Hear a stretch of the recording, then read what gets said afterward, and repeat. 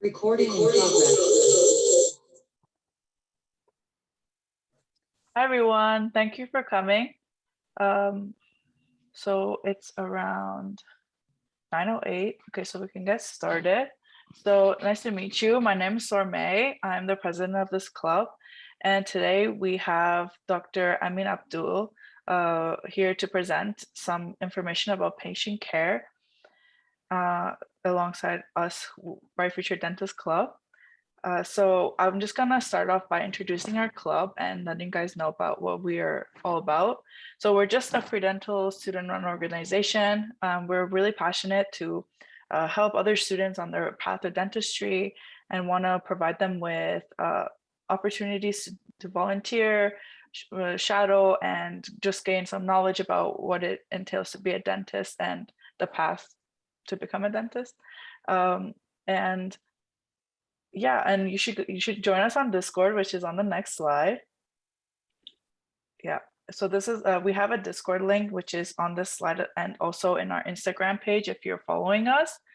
I would really recommend you guys check out our different channels for the resources that we've gathered, our resource documents, and the slides for our previous presentations, as well as the YouTube lives that we've done previously in case you guys want to check those out. And we also have two group chats for WhatsApp in case you guys want to have reminders about our events and just to like chat with other students that are partaking in our events and are part of our club.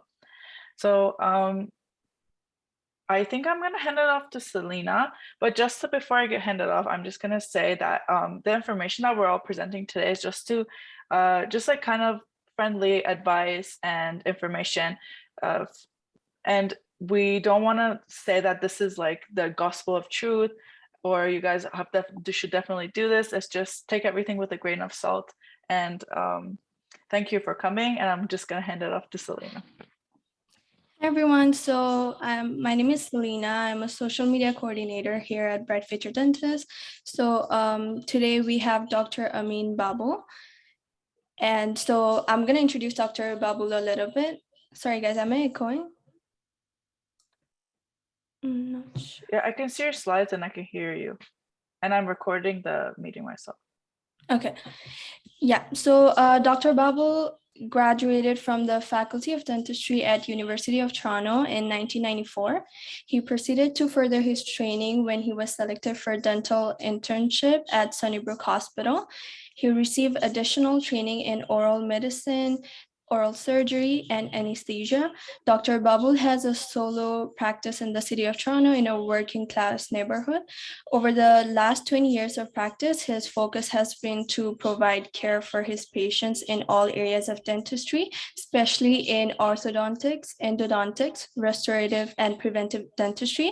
Therefore, he has spent numerous hours on continuing education to upgrade and master skills in all areas of dentistry. Also, fun fact, Dr. Babul also has a strong interest in sports dentistry and has been involved as a dentist in numerous sporting events, including being one of the dentists for an OHL hockey team for the last 20 years. Also, chief dentist for the Pan Am Games and chief of dentistry for World Junior Hockey Championship. As a result of his accumulated knowledge, Dr. Babul has been asked to speak and lecture at various venues to share his clinical and educational experience in adhesive dentistry, orthodontics, sports dentistry, and prevention of acid wear on enamel. So without further ado, I'm going to let Dr. Babul take over. Thank you so much. Good evening, everyone. Yeah, I'm hoping everybody can hear me well. It's an honor and a pleasure to be invited to be here today with you. I have to admit that I haven't really had an opportunity to address students or prospective students. So this is kind of a new area for me. That being said, I'm always open to questions and comments and possibly even feedback. And I'm hoping that we can leave that towards the end of the presentation, because I know I have about an hour to, and lots of material to cover. So, bear with me. If you find that I'm going too fast, I guess put in a comment to Salina and she can let me know for me to slow down. But on the other hand, I hope you find this presentation informative. This kind of came on my lap a couple of days ago, basically. So I haven't really had a chance to kind of go through it with a fine-tooth comb in terms of what I wanted to cover for you guys. The other problem is that not knowing exactly, what is entailed and what your club is all about and what you're seeking. So I hope I'm covering things that are of interest to you. And I want to start off by first, actually, Salina, for whatever reason, this slide, let me see if I have to go okay. Yeah. Um, so, we are obviously going to cover the importance of patient care. We want to cover the components of patient care, the soft skills, the challenges, and at the end, basically deal with any questions you may have, okay? The important thing to understand that when it comes to dentistry, the first thing that you have to realize is dentistry has changed significantly. We have moved on from the old drill and fill era to a more sophisticated, vibrant, branch of, I call it medicine, whereby there's so many different opportunities available to you. And I am so excited about what future holds for dentistry. So I am really, really excited for all of you, future dentists, that what you're going to see coming up down the pipeline is some most incredible things. So with dentistry as we know it right now, and I don't need to sell you on the profession itself, but what's unique about dentistry is that you're not just looking at being a clinician. There are so many variety of ways where you can, you can enhance or actually promote your clinical skills. So, if you want to be artistic, if you have an artistic flair, you can look and dwell into the area of, cosmetic dentistry. If you like surgery, you can develop surgical skills in oral surgery or implantology. If you want to do, if you have a really mechanical mind and engineering mind and you love all that stuff, you may look at doing, the prosthodontics or even bioengineering and things like that. So there are in oral medicine, for instance, if you like medicine, you can be sort of more into the oral medicine, oral pathology. If you like diagnostics, you could be more into the, the oral radiology area of study. So dentistry is very exciting that way, that really you can tailor make it to whatever you want it to be. So that being said, Salina, would you be able to move on to the next slide? Let's talk a little bit about the introduction to patient care, okay? When it comes to introduction to patient care, what we are looking at is we're dealing with a variety of different patients.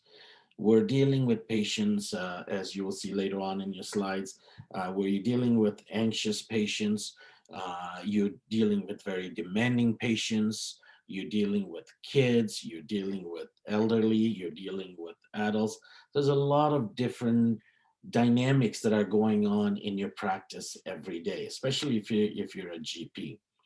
So what's important here is when it comes to um, talking about patient care, the first thing you have to understand is that you want to be able to practice in such a way that you have instilled habits in yourself to the point that you can deal with all different people from all different walks of life.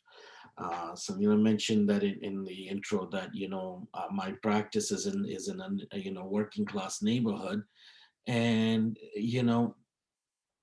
because of that, we see patients from all different walks of life, and you need to be able to have the skill set to be able to communicate with them and deal with them in a dignified manner so that you can giving them the best care possible. Moving on to the next slide, Selena. So I mentioned about this thing about the exciting time to be in the dental profession. Now, all of these things that you see there, really what's interesting about this is that all of it has been revolutionized by what is happening in the world of technology. And this is where all the excitement comes in. We're at the stage now that dentistry is become digital to a point. For instance, I mean, digital radiographs, as you know, are sort of the standard now. But doing what we call CAD CAM dentistry, making crowns and bridges in office now. We're at this point where some of the universities, there's a couple of universities in Japan that are actually now looking at robotic dentistry, where you can do implant placement with robots. So a lot of exciting stuff happening. The reason for me to mention all of this is because in order for you to provide the best patient care, you first need to learn to be engaged in the profession itself. So if you're in this profession or you are embarking on this journey, then what's nice is I want to sort of kind of get you excited about why this is such a great profession to be in. And consequently, hopefully, you will be even more engaged and invested in it. Selena, next slide, please. So, we talked about major components of patient care. Now, when it comes to major components, you're looking at, here's a patient sitting in the chair needing treatment from you. Well, what are the things that you are looking at? What are the things that are required from you as a clinician in order to ensure that your patient sitting there in that chair is getting the best treatment possible? All right. So the first thing you have to understand is there's this whole concept of informed consent. That is probably the most crucial aspect of how you're providing care right now. What it means really is informed consent basically is, in a nutshell, uh, giving that patient all the tools, all the information, so that they can make the best decision for their treatment and for their care. The second component is, the timeline of care. So here we are sitting here, patient comes in and, you look at it and say, well, you have a big cavity here. How are you giving them that care? Are you, now scheduling them, 10 weeks down the road, or are you dealing with that individual in a timely manner so that you're giving, again, the best quality of care? The third component really is confidentiality. Um, the best way to describe this really is that you need to make sure that whatever you are discussing with that patient in that room stays in that room. I'll give you an example, and it's a kind of a funny example, but it kind of drives the point home. I had a patient who came in to see me, this is a few years back, and asked me that, doctor, I understand my wife has been coming in to see you for regular visits, and I want to know, was she here yesterday? And you don't think about these things, and you go, it's family, it's his dental plan. What difference does it make if I tell him? But I just had the sixth sense to say, you know what? If you want to know whether your wife was here or not, perhaps it's better you just ask her. And he was very upset. He left, and I saw him again a few weeks later, and he said, you know what? You should have told me that she wasn't coming in to see you. And I said, why? What difference does that make? This is all confidential. He goes, well, apparently she was using you as an excuse, but actually having an affair. So, you it's a silly example, but it gets you understand that. Can you imagine if I had said something and said, oh no, she wasn't here yesterday, we don't know what happened, how things could have been so different, so just things like that. Confidentiality, even though it sounds very like, it sounds like, it's a given, it's a fact, but nevertheless, you need to be able to make sure that you maintain that. So I'm always very, very careful in what I say to whom, because you never know. Now, can we look at the next slide, Salina? I put this slide in because I do mentor a lot of students, a lot of dental students, a lot of dentists, and a lot of undergrad students. And the first thing I talk about is this whole notion of passion.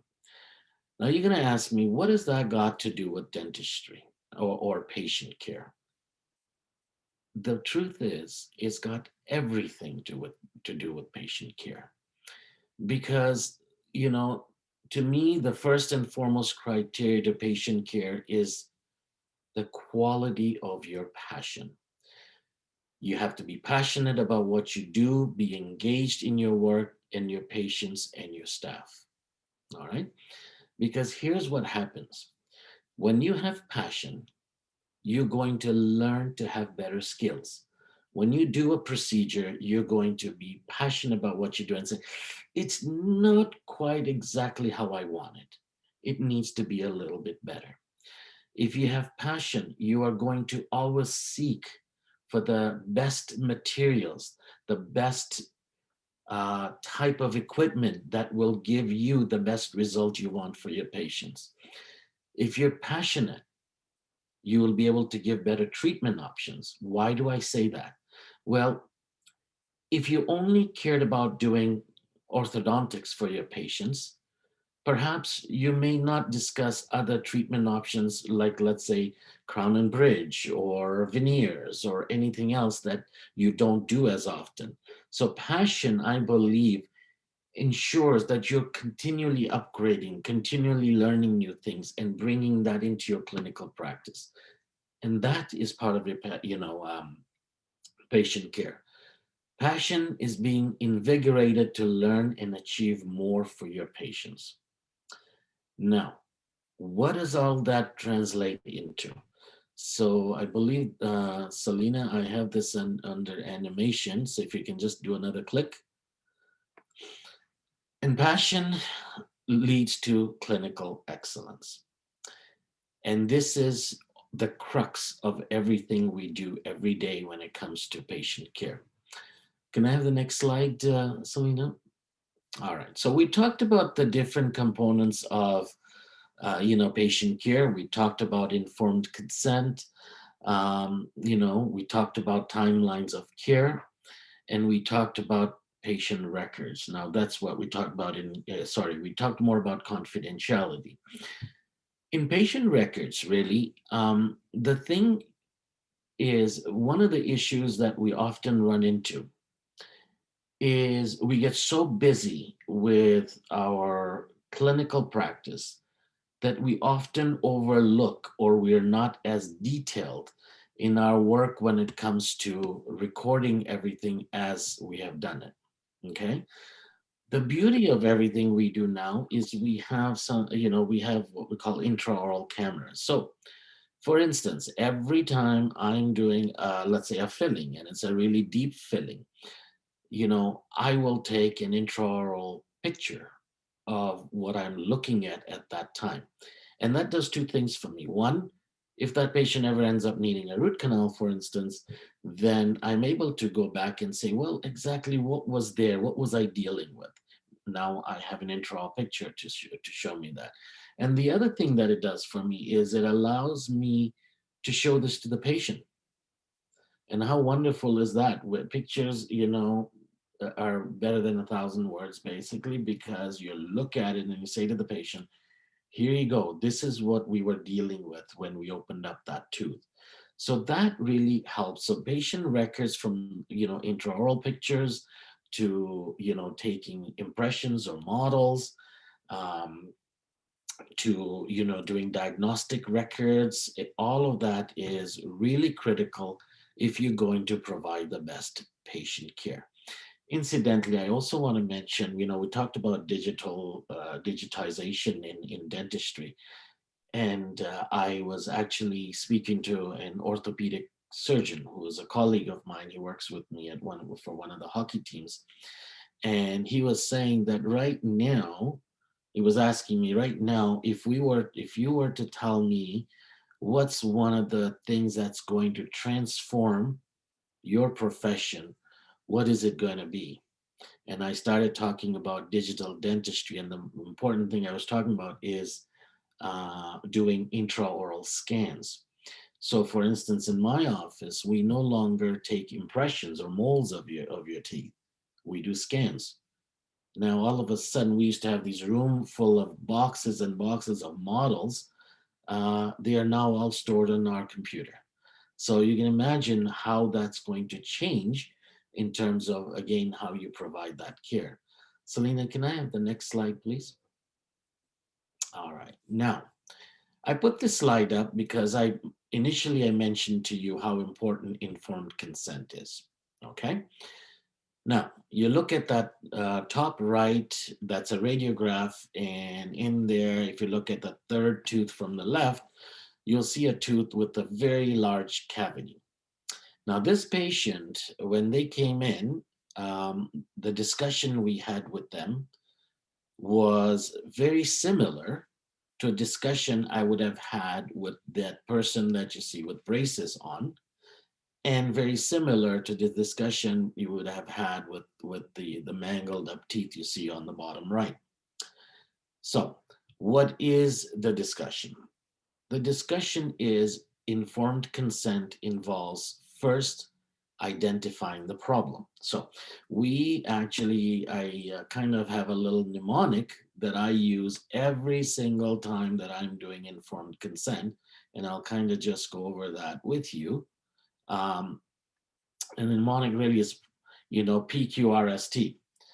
And what it stands for is P is for problem. So in there, you're first identifying the problem to the patient. You're saying, Mrs. X, this is what you've come in with. And then you look at the Q, which is the quantifying of the problem. Well, how bad is it? Well, it could be that the cavity is bad enough that you may end up needing a root canal. Or if you're looking at the person with the braces, you have rotated teeth and you have other issues. The problem may require 2.5 years of treatment as opposed to maybe 6 months. The R stands for resolution. And at this point, you're discussing with that patient, what are your options? So we have identified the problem. We have told you the severity of the problem. Now we want to tell you about the options. So you may say, for instance, if you're looking at that patient on with the mangled up teeth, that you are probably looking at having to extract a lot of your teeth there. If you're looking, and then the S stands for severity. Again, here you're talking about what happens if you don't treat it, because ultimately you want to give that patient that option in your informed consent that, look, you have options of A, B, and C, but you also have option D, which is to do nothing. And if you do nothing, what should you expect going forward? And T stands for, the treatment itself. So let's say the patient says, yeah, you know what? I want to, do this filling, but if it turns into a root canal, then I want to do a root canal. Okay, well, then you need to explain to them what that root canal is, what to expect, what are the post-op complications.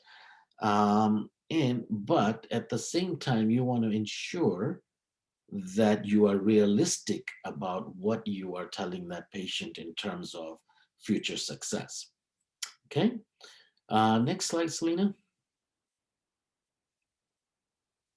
All right. So let me just go here. All right. So we talked about patient care. We talked about the sort of the clinical side of it. We talked about, I kind of dwelled a little bit on the informed consent, because that to me is probably the most important when it comes to patient care. But there are soft skills that I think are probably the primary driving force when it comes to the success of your practice. So that is the soft skills we're talking about in terms of who you are as a person. How do you present yourself? What are the things you're saying to that patient? How are you communicating your ideas and what your concerns are in relation to what the patient has communicated to you? Do you really care about what you're doing for this patient? In the whole scheme of things, what is sort of your primary goal in whether it's in life, whether it's in dentistry, whether it's in how you wish to treat a patient, or just an individual in general? Okay, those are what we call soft skills. And honestly, I always say this to all the students that I come across, that academic part, the didactic part of dentistry can be taught. You can learn it. You can open up a book. You can look at YouTube videos. You can do all sorts of things. But the soft skills is what you really have to work on. That can't be taught. That is something you have to develop on your own. So let's talk first about this first soft skill, which is listening to the patient. When a patient walks into my office, and after, so many years of practice, I can say honestly that I still do the same thing, which is, let's say a new patient walks in, I'll walk into the room, and right away I'm going to shake their hand, although we don't do it as much during COVID. But I will shake their hand, say hello, and I will sit down and make eye contact with them. I need for that patient to know that I am at your level. I'm not above you. I'm not going to stand over you. I'm at your level, and I am listening to what you have to say. The important thing as well in that situation is the eye contact. That patient needs to know that when they're talking to you, you're actually paying attention. Okay. So that's the first and the most fundamental aspect of how you're going to approach that patient. The minute you do that, that patient is in that situation where they already feel comfortable. The other thing that I like to do a lot is I don't even talk about dentistry right away. I talk more about, what they're all about. I talk about, try to find a common ground. So for instance, I had a patient who's an electrician, and today, and what's the common ground between an electrician and a dentist? Actually none. You try to find a way to connect with them. So I said, well, you know what, we've just had some we have just done a facelift in our practice, and we added all these LED lights. What do you think about them? What do you think about LED lights? What do you think about 5,000 Kelvin, daylight lights compared to warm lights? And it automatically put him in a situation was that he was comfortable with. So having that, I'm not saying that I'm great at it, but I practice at it. And that's all I'm saying is that we're not all born dentists. We're all not all born communicators. But if we keep this in our mind that here's a patient sitting in your chair, trusting you with something that is so private, which is their mouth. So you got to find a way to first be able to sort of break that barrier and be able to, connect with them. The second thing is your body language. Are you tensed? Are you, authoritative? Or are you friendly? Are you relaxed? Are you laughing? Are you, you know, having a good time? Are you happy, showing that happiness that the patient is there? That again will determine how the patient reacts with you. All right. Um, the important thing here is that when a patient is speaking to you or when they're relating concerns to you, you have to again be able to validate them. So when that patient, and again, the validation, there's another slide I'll talk about, but when that patient comes to you and says, you know what, everybody says that there's nothing wrong with my jaw, but I have a lot of headaches and I'm convinced. Now, you can sit there and say, well, if 5 people have said there's nothing wrong with you, then most likely there's nothing wrong with you. But the better approach would be, oh, I'm so sorry to hear that. You know, when you're in pain, it's not just in your head. There has to be a source of pain. So, Mrs. X, I will do my best to find that source of pain. However, my 5 other colleagues of mine have already told you that there's nothing wrong with you, but I know there is something. It may not be dental, but we'll find a solution for you. Right? So that sort of, compassion and empathy is really important because it ensures to that patient that they're getting the best effort from you. And that's all they want. They want to know that you care enough that you have not left any stone unturned. Okay. All right. Sorry, guys, I'm switching from slides to slides just to kind of keep up with everything, only because I haven't had really a chance to look at this presentation as deeply. The last point here is punctuality and efficiency. Um, to me, the punctuality is obviously important, and you know why? Because most patients coming into your office don't want to be there. They really don't want to be there. As much as you might think that you're the greatest, person on this planet, they don't want to be there. So the longer you make them wait, the more frustrated they get. So punctuality from that standpoint is important. The other important thing is efficiency. Now, what do I mean by that?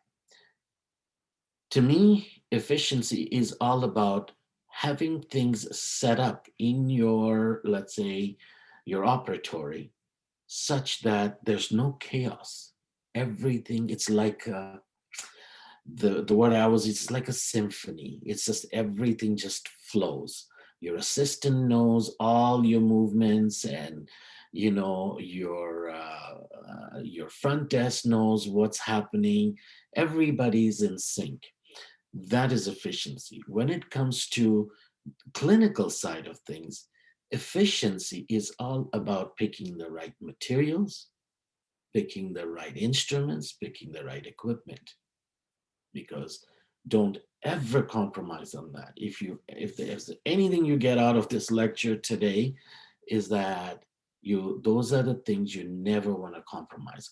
Believe me, sometimes you might think that, oh my God, this piece of equipment is $40,000. How will I ever pay it off? But if it makes you efficient, trust me, you'll pay it off, because patients will appreciate you for the amount of time you have saved them, or for how quickly they can be out of your office, just because, as I said, they don't want to be there. Right? So again, from that perspective, efficiency is really important. Now, can I get the next slide, Salina? All right.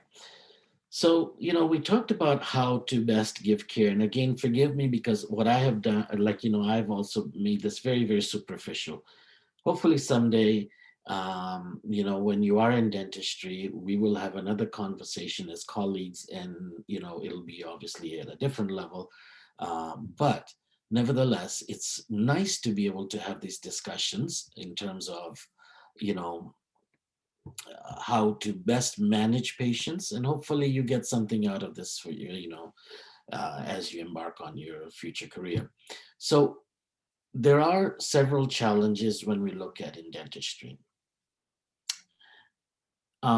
You often hear, first of all, I'm going to talk a little bit about, dentistry itself. You often hear about this whole notion of dentists have the highest suicide rate. Am I wrong in this? I'm sure you've all heard this. No? Yeah. It's probably true. But part of it is the truth comes from the fact that the profession itself is very demanding. You're working in a very small little environment.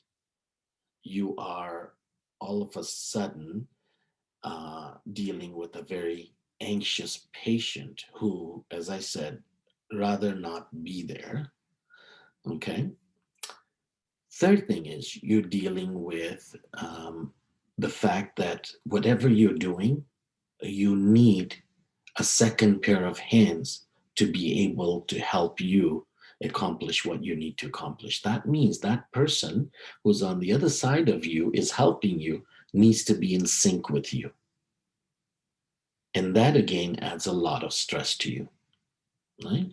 Because, the thing to remember is your assistant, as good as they are, they're not mind readers. And yet in your mind you're going through so many different things all at once, and you're expecting so much out of the other person and even your patient sometimes. So that again adds a lot of stress.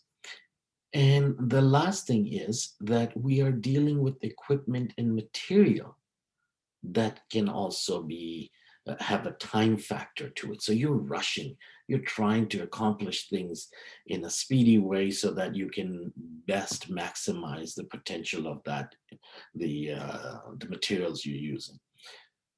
So when you're looking at dentistry as what we have in ourselves, you can see that that's, to me, is the biggest challenge.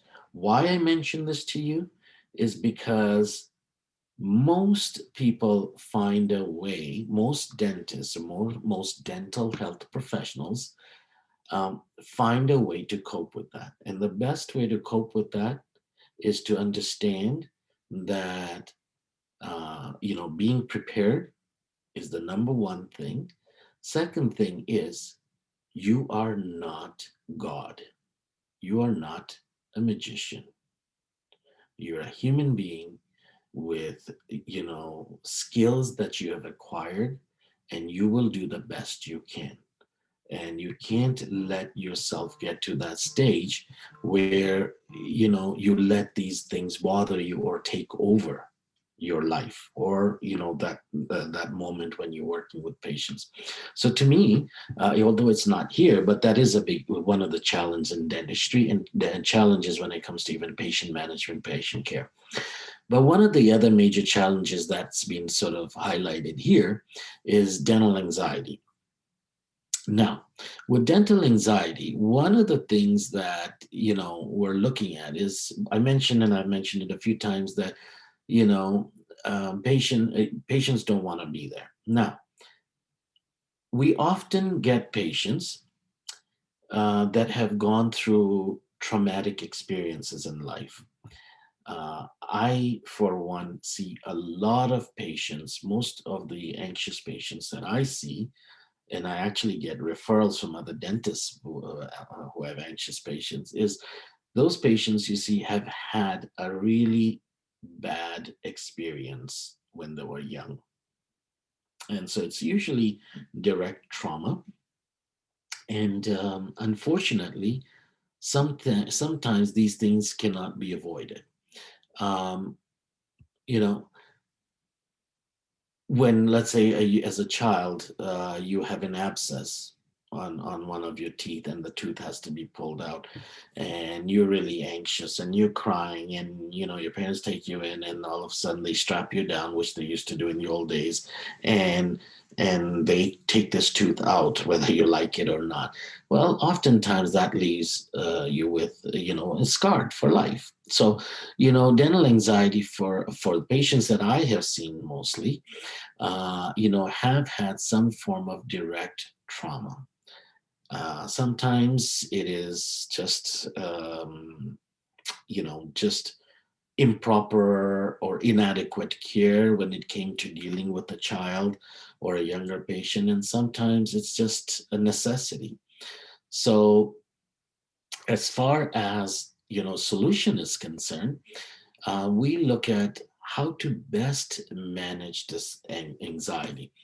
And I'll tell you and I'll share with you what we do in our office in terms of managing, this issue. All right, let's see.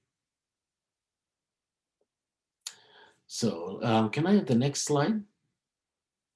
All right. So the first rule is you need to know and appreciate the fact, and I mean that sincerely, you need to appreciate the fact that this person who is scared out of their mind, because these are not patients that are normal anxious patients, as in, okay, I'm here, but I hate you, which I hear every day almost. No, it's not that bad. I'm just joking. But, it's like, I'm here, I hate you, but it's a necessity. Let's get it done. Uh, these are not these patients. These are patients who are actually sweating buckets by the time you even get to see them. They are shaking when you sit down next to them and you're talking to them. And some of them are even crying. You know, those are the patients that I'm talking about when I talk about dentally anxious patients. And the key to understand about that is it takes so much effort for that patient to have walked in through your doors, or rather made an appointment, walked in through your doors, and sit in your chair. And you have to appreciate that. I always say to patients, and I mean this because I actually have this phobia, um, I have a fear of heights. So I always say to patients, you know what? I cannot, thank you enough for what you're doing today because it is such a brave act. Why? Because I have a fear of heights, and there is absolutely no way you're going to get me on top of that CN tower and do that skywalk or whatever it is that, all these crazy people do who are not scared of heights. Why? Because I'm scared of heights. So the fact that you're here is really commendable. And by just saying that, you have now gotten yourself into a situation where you're telling that patient, it's okay that, you're sweating beads here. It's okay that, you are shaking. It's okay that you're crying, because the first thing they need to know is that there's nothing to be ashamed of. Half of these patients come in, they're embarrassed, they're ashamed that they feel the way they do. But reality is, after explaining to you how I feel about heights, reality is that's nothing to be ashamed of. In fact, it's something to be, compliment them about, that they got to the point that they have.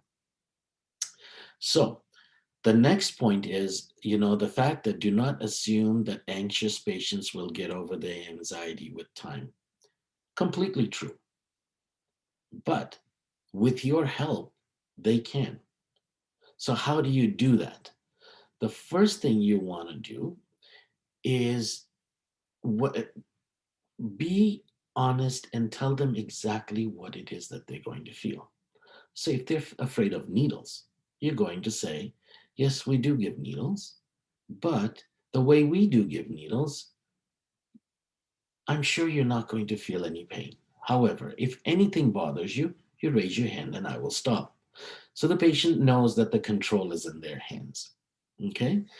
The second thing is you want to be able to do the little things first. So a lot of times I'll tell patients, you know what? You have this massive cavity and it's hurting you. I know. However, would you mind if we start with the small little cavity first?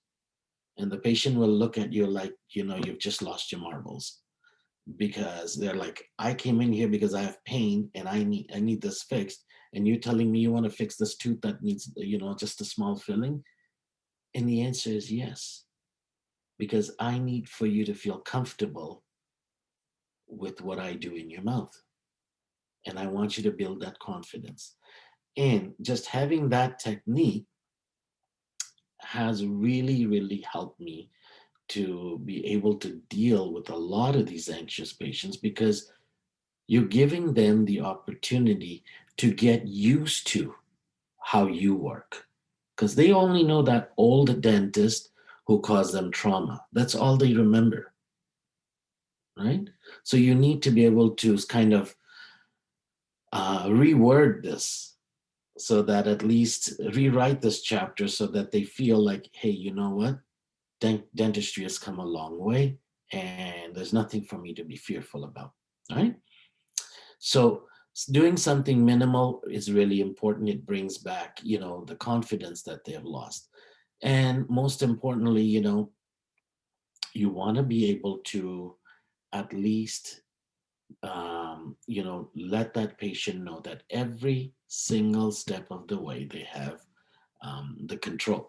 Now, beyond all of this, dentistry has come a long way, because we can now offer all kinds of options to our patients. And the sort of the most common option is sedation. So when it comes to sedation, we're looking at something called inhalational sedation, so such as nitrous oxide, or you can do, oral medication, or you can do, what we call neuroleptic anesthesia, where you do IV sedation and so on. So if you find that you get a patient that has, you've gone through all of this and still not quite, comfortable, then they need to know that those are other options that are available to them. So, can I have the next slide?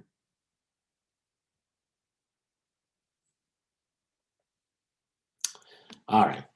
This was an interesting slide, because if there's one thing that is going to help you to not be stressed in your practice life, is to understand how to deal with difficult patient situations. What do I mean by that? So, a patient comes in, and here's a classic example that we go through on a regular basis. So I showed you that X-ray earlier. That was a patient that, we thought might be okay with the filling. So prior to that appointment, prior to starting, I said to that patient, Mrs. X, this is a very deep cavity, and you're telling me right now you don't have any pain, but it does need to be fixed. However, I want you to know that by me drilling in that tooth, I'm bound to irritate that tooth. Then, on top of it, all the different chemicals I use to bond this filling to your tooth may also irritate the nerve. If your nerve is healthy, then you will have sensitivity, but it'll go away. If your nerve is not healthy, then you may need a root canal. Now, Mrs. X goes home, then, next day you get a call. My tooth is killing me because, you worked on it. Forget the fact that I mentioned all those things prior to even starting this, but the minute they have pain, they become very defensive. It's your fault. It's your fault that I have pain. I had no pain before. That hole was fine. Why did you touch it? Never mind the fact that they were going to have serious pain and they were going to have a root canal and everything else. You tried to save that for them. But right now, because they're in pain, that's all they think about. So Mrs. X then comes back in the chair and, starts rambling on about how, I shouldn't have touched this too. I could sit there and I could get really upset and say, you got to be kidding me. I spent, half an hour prior to the appointment, prior to doing this and explaining everything to you. But here you are now blaming me that you're having pain. But instead, the approach that we want to take here is say, you know what, Mrs. X, I really understand that this must be very difficult for you. You didn't have pain, now you have pain. I can sympathize because I would not want any pain, especially because in my mind, I'm thinking I didn't have anything wrong with my tooth until, the dentist touched it and now I have pain. So the first step is to validate that, yes, you have pain. I understand you have pain, but now let's talk a little bit about how I can help you.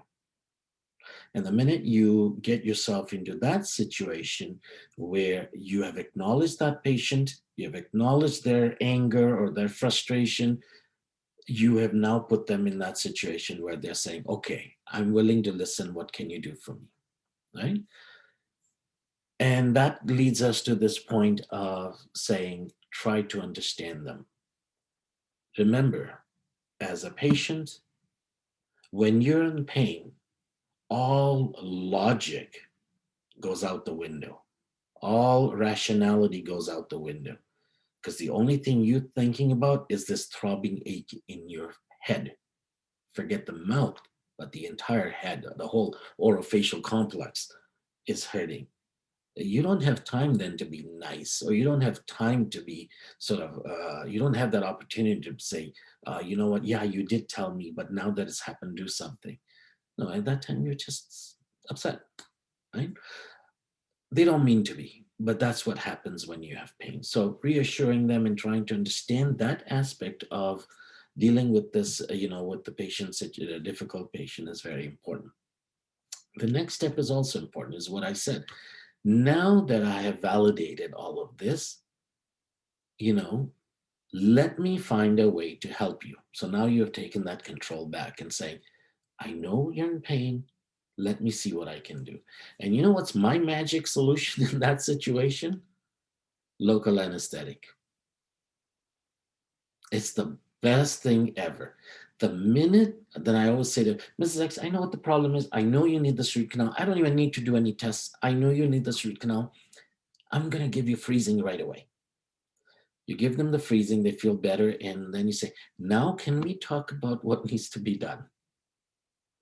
Because now when they're not in pain, they're all of a sudden willing to listen to you. And all of a sudden the logic comes back, rationality comes back. And now we have Mrs. X, who's all of a sudden a nice person again. Why? Because they're not in pain, right? So at that point is when I have this discussion and I'll say to them, back to that informed consent we talked about. So I'll go to the PQRST, and that's when I'm going to say, now I've given you options. You can either take this tooth out or you can do a root canal. If you take this tooth out, here are the things that you should expect, such as your other teeth are going to tip, or the teeth that are, that doesn't, because there was an opposing tooth there, it'll start to grow into the space, all kinds of things. I'm just using this as an example, but just to give you an idea that this is sort of the ideal way to, approach a difficult patient, okay? Then the next thing that I want to kind of, in here it says that,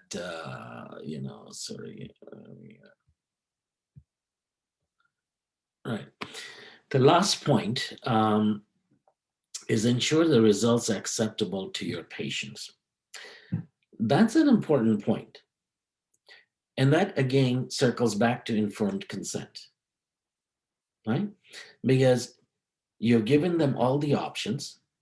Now you want to ensure that, they are choosing the option. They're selecting the option that best suits their needs. So if they don't have, if they don't have a lot of money, if finances are concerned, they may say to you, you know what, take this tooth out.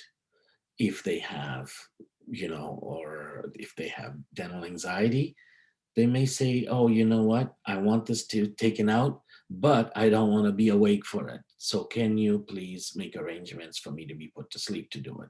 So as long as you have first outlined all the options, given them all the possible scenarios, then you've ensured that they will make the best decision for themselves. Okay? And all right. So can I have the next slide? All right. So this in kind of, you know, everything that I've kind of talked about in the last slide uh, is already there. But there was one point I wanted to make, which is the third point. It says about, apologize for the distress caused. I'd be very careful with that. When you start to apologize for something that potentially was because of their own doing, then you're all of a sudden taking the ownership of the problem. Make sense?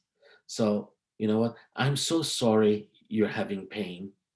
Uh, no, actually, I'm not sorry. I feel bad for you, but I'm not sorry in that way because I did what I was expected to do. The minute I say I'm so sorry, that I caused you pain, you're almost saying I shouldn't have done this treatment for you. Does that make sense? It's just a subtle little, difference. But so you want to make sure that you can say, yeah, I'm sorry you're feeling this way. I feel bad for you, but I'm not sorry that I did this treatment. I'm not going to apologize for the cavity that you came in with. Right? And this is actually an important lesson because when I was working in the hospital, I had some of the best mentors I could possibly have, and some of the best clinicians in North America. So I was very, very blessed. And this one very wise man said to me that because we dealt with a lot of medically compromised patients, so you feel so bad for them. These are patients, for instance, as you know, Sunnybrook is also a cancer center. So I would see a lot of, oncology patients and things like that. And you would do some treatment and it just wouldn't quite work out the way you thought it would. Because remember, at the end of the day, your clinical expertise, your instruments, your equipment, they all have limitations, how much you can do. So, but when you are very young in your career, you think you can conquer the world and cure everybody and anything for anything. And you quickly learn to realize that, you know what, there are limitations to everything we do. And this man said to me, the first thing I want you to understand is that you are helping to fix the problem, but stop feeling bad about the problem. You didn't create it. The patient created it. They need to own up to that problem. Because the minute you embrace that whole problem to yourself, you are now telling the patient that everything's going to be fine and I will fix it and you are going to be a new person. That's not realistic. That's not realistic in any area of medicine. So why should it be, realistic for you? So always keep that in mind that, you know what, you want to be able to feel bad for the patient and the patient needs to know that you feel for them. But don't ever, whether it's with your body language or by just speaking to the patient, ever, allude to this notion that you're actually sorry that you did this treatment, right? Um, So I think in a nutshell, this sums up what I had to say as far as patient care is concerned. I know it was very, very superficial, and I'm happy to spend more time with you in the future. If you would like to have any other areas of dentistry you want to talk about, I can talk to you about anything. I can talk to you about getting into dental schools, or talk about different areas of dentistry and what's out there, what's new, what's cutting edge, whatever you guys want to talk about. I'm always happy to entertain that. But I do want to leave you with one thought, which is that um, this this profession that you are planning to be part of is an amazing profession. And the best part about it is that you can make it to be whatever you want it to be, like I said in the beginning. So I wish you the very best, and I hope that, and lots and lots of success. And just remember that the other thing I will also tell you is, um, as I understand, there's about 200 members you have in your group, Salina. Sorry, how many members do you have? We have 20 official members and other general members that join our events. Um, the thing to remember, and this is just pep talk, by the way, this is me, how I would say it to my kids, because I have two boys doing dentistry right now. And I have three boys, out of which the third one said he wanted nothing to do with dentistry. Um, it is what it is. But what I'm getting at is, as much as we may get disappointed that you didn't get it to UofT or Western or University of Saskatchewan, whatever it is, don't sell yourself short, because the reason why I feel you're in this group, because you have the number one criteria which is going to make you successful, and that's passion.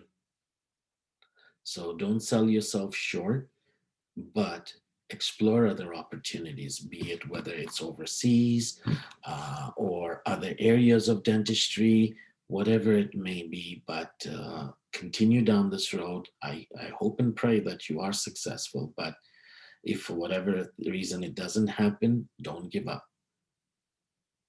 And that's all I have to say. Thank you so much. This was such an informative presentation. I personally took away so many great lessons from it. Good. I'm glad. Thank you. Yeah. So I'm not sure if you want me to hang around, answer questions if there are any, or you know what, Salina, you do have my email address, right? Yeah, correct. So if you want to post it on your site, then if somebody has any questions, they can always email me anytime. Sure. Just be patient with me when it comes to returning emails, just because I get a lot of emails and sometimes I'm a little bit tardy with those, but I will respond. I promise. Thank So you if you so much for coming to our presentation on such late notice. I'm sure that people must have questions. I think they'll put it in the chat, unless you have to go, but I do have about, let's say, 5 or 7 minutes. okay. Someone asked if we could share the last slide. Luna, we'll try to post these slides on our link tree so you guys can have access to them as well if you like, and we'll post the recording of this presentation on our YouTube channel too. So just keep an eye out for that.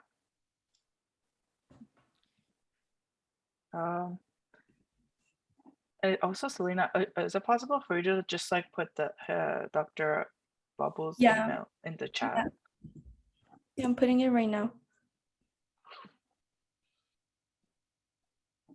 There we go. That's the email, guys, if you want to save it. I mean, I have some questions. I have too many questions. I think I need a whole another hour to ask my questions, but I was Yeah. So just to, sorry to interrupt, but No problem. um, whatever questions you, and if I can't answer them now, email me, or even if you want to drop by at our office, Oh, yeah. by all means. Yeah, I'll follow Salina to your office. But I was just wondering, just in general, do you think it's, I know this is like a very specific question, but it's always been on my mind. Is it like a better solution to decrease patient anxiety by talking to them in a room other than the chair that you're going to be doing the cap, like the fillings and the procedure in? Mhm. Is that something that like dentists do, or is it just uh, maybe too extra work, or is it just unnecessary? I find when a patient is sitting in the chair itself is, you can recline it a little bit. They're a little bit more comfortable. And the other thing is, I want to be close to the patient. I don't want a desk dividing us. That's true. So I find that there's a little bit of comfort in that patient knowing I'm right there. And, the other thing that I didn't mention, but, I've kind of trained my assistant in, and can't really say train because you got to have this within you, but she will just hold the patient's hand. Like if I'm giving, let's say, and if I'm giving some freezing, just, everything's going to be okay. Squeeze my hand. I'm right here with you, that sort of thing. So already seeing them in that environment, you know, already makes that patient accustomed to that environment, as opposed to seeing them, let's say, in a private office, in your consult room, and then saying, okay, now let's go to the torture chamber, right?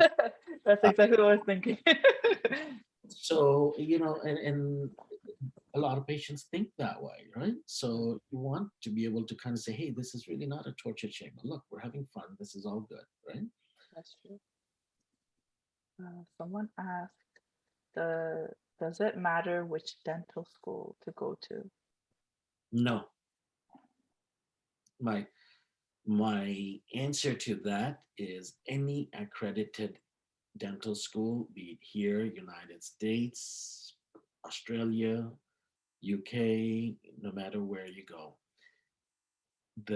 as long as they're accredited. Why do I say that? Because accreditation just means that they are going to cover all the material that you need to know to be successful in your profession, right? So keep that in mind. I know I see this. I see these ratings all the time in the rankings. UofT at number 20 and McGill at number 25, whatever. To me, it doesn't make a difference. Ultimately, you are all going to get the same education, right? So to me, just get into a dental school. Doesn't matter where. I also believe that it just depends on the person and how much they're interested in, and they will follow Mhm. the education that they want to gain out of whatever opportunities. They'll seek them themselves. 1,000%. Yeah. If you are determined, then you will. It's up to you what you want to get out of that education, Yes. right? I mean, right now, I'm not sure, but I think uh, the best dental school, rated dental school in all these rankings is the one in Sweden, right? I mean, but I can tell you, I can probably go to Sweden and not get a thing out of that dental school. It's all about what you want to get out of that school. It doesn't matter, you know, which one or where. Martha's going to Sweden. I'm sorry. Martha's saying I'm off to Sweden then. Hey, it's a great school. I know some people that I've met through my lectures and stuff that they've graduated from there, and they're phenomenal clinicians. So yeah, it's a good school. I can't remember the name of it though, but it'll come to me. Someone else is asking, would you recommend going to Australian university that does not require undergrad degree, or education and skip the undergrad? How much time do we have? Because remember my two boys that I talked about who are in dentistry? Yeah. They're in Australia. Mhm. And I have done a lot of research in all the different Australian schools there. Um, and I can honestly tell you, because I've been through dental school and because I'm in constant touch with a lot of different academics and so on, that the level of education is phenomenal. It's excellent. So now the question becomes because the question really was, do we do undergrad and apply, or is it okay to go straight into dentistry? My answer to that is it's okay to go straight into dentistry if you know finishing high school that this is all you want to do. In my opinion, there's no reason to wait then. Now, the undergrad dental schools, I'm not sure if you're aware, but they're a 5-year program. Okay. So, what's good about this is think of it this way. Right now, you're an undergrad and you're doing chemistry and you're doing biology and you're doing all those things that I think make you a better, well rounded individual. Let's not kid ourselves about it. But if you know that dentistry is what you really want to do, that's your passion, that's all you care about, then wouldn't it be nice that from day one, your post secondary education is all about what you want to be? Rather than, and I'll call this and there's no disrespect to any of the courses, but rather than the fluff you're going to take just to roll out your curriculum. Yeah. Right. And I'm not downplaying that. There's definite advantage. I'm not saying one system is better than the other. It's a question of what you as an individual want. So, and in the 5-year program, the best part is, for instance, I know for a fact that by year 3, these guys had done all of everything I had done in year 5 up to year 4 years. So then the last 2 years, for year 4 and year 5, they have done nothing but hone their clinical skills. So I think in that respect, you turn out to be better clinicians. Let's face it, you're getting an extra year of training, right? But if you're not one of those that has or not sure what you want to do and you want to sort of explore different opportunities, then don't go down this road. You can always do the Australian route later if you want to. I tried it too. I got accepted to University of Queensland for the undergrad program, but I submitted my application after 30 minutes and I didn't get in after that. The seats got full after that. So I'm very disappointed, but I Yeah, that's really, a problem. That's a problem with Queensland. And um, that, unfortunately, it's just how I'm not even sure why they're allowed to do it that way. But if you have done it, then you'll probably know that in the next probably month or 2 months, they may have a second set of openings coming up. So, you know, they'll probably ask you if you want to apply again. yeah, that's, I applied through Austrac actually, so I don't know if they're gonna directly ask themselves, but Yeah, who are you dealing with, Austrac? sorry. Who are you dealing with at Austrac? I mostly, it's funny because the the 3 dental I guess like professional who know about the program, they don't really like remember me or anything. I don't really care. So I'm just like, okay, I just talk to like random. I usually talk to Heather, who is like the main person that picks up the phone. But I talked to Andrew. I think his name's Andrew. Yeah. Yeah. And one of the actually I booked a call recently and they actually forgot to forgot my call. It's like, oh God, okay. It's like God is sending me a signal. Just stay in Canada, Sormeh. Canadian education is phenomenal. Mhm. I will vouch for it in terms of what I've seen everywhere, UK, Canada, US. Canadian education is phenomenal. The thing to also keep in mind, I don't know if this is of value to everybody else listening, otherwise you and I can have this, chat separately, but Yeah. the thing to remember is that if you factor in your undergrad and your grad in terms of cost, finances, you're probably looking at roughly about $320 to $350,000. That's what's going to cost you. Yeah. Usually more, closer to four if you include the cost of living while you're doing your dentistry. Because Yeah. dentistry stuff is 50,000 a year. Then you have to add in, so that's 200,000 right there, plus then the cost of living. Yeah. Right? So then if you look at that, and then you look at going away to Australia or wherever, then you realize that yes, it may or US, it may be a little bit more expensive, but at least it's not that much worse off than in Canada, right? Makes sense. But it's also a bit harder for like the students that are trying to take loans out because sometimes they don't have co-signers for international. That's something that I've been thinking about too, to help like the other, like my other members, to see how I can help them with that. But I haven't found a solution yet. Just contacting banks right now. How do we get money? Again, whenever you need to get to that stage, let me know. I have a few people that can help you. Okay. Thank you so much. Anyway, I have to run. Yeah. But if you have any other questions, by all means, email me and we'll go from there. Okay, thank you Thank so you, much. doctor. You're very welcome. Good luck to everybody. Thank you so much. Have a good Thank day. you. Good night.